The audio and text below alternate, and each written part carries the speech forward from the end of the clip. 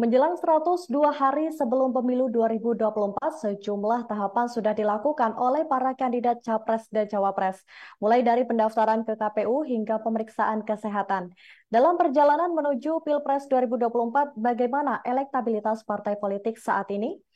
Berdasarkan hasil survei Patra Data yang dilaksanakan pada tanggal 25 hingga 30 Oktober 2023, menunjukkan elektabilitas PDI Perjuangan tetap yang paling tinggi dibandingkan partai lainnya.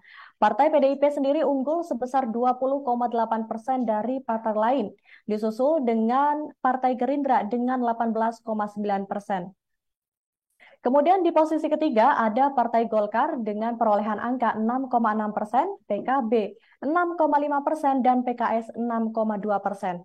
Kemudian hasil serupa juga terlihat dari survei LSI.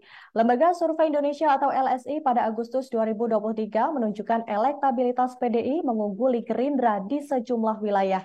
Partai politik berlambang banteng moncong putih menjadi pilihan utama responden di wilayah Jawa Tengah, DIY, dan juga Jawa Timur, kemudian di Sumatera, Bali, Nusa Tenggara, Sulawesi, dan Maluku.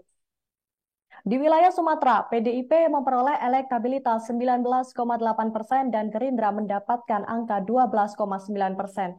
Kemudian elektabilitas PDIP dominan di Jawa Tengah dan di DIY dengan perolehan angka 44,6%. Sementara itu Gerindra hanya memperoleh 12,9%. Selanjutnya di wilayah Jawa Timur, PDIP memperoleh tingkat elektoral mencapai 28,1% dan Gerindra 11,2%. Terakhir, Litbang Kompas juga melakukan survei untuk mengetahui elektabilitas partai politik yang dilakukan pada 27 Juli hingga 7 Agustus 2023. Hasilnya PDIP masih menempati posisi pertama sebagai partai dengan elektabilitas tertinggi.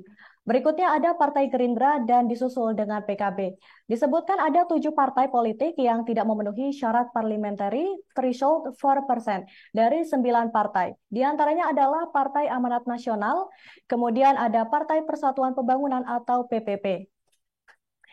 Kedua partai itu elektabilitasnya berada di bawah ambang batas parlemen 4%. Adapun 7 partai politik yang elektabilitasnya di atas 4%, diantaranya adalah PDI Perjuangan, kemudian Partai Gerindra, Partai Kebangkitan Bangsa, kemudian Partai Golkar, dan Partai Demokrat.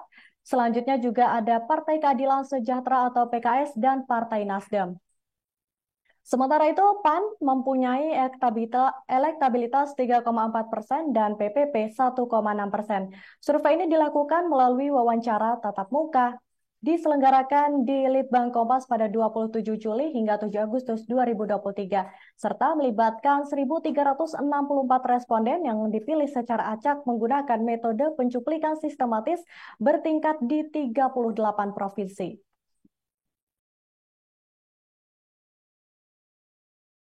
Download Tribun X sekarang, menghadirkan lokal menjadi Indonesia.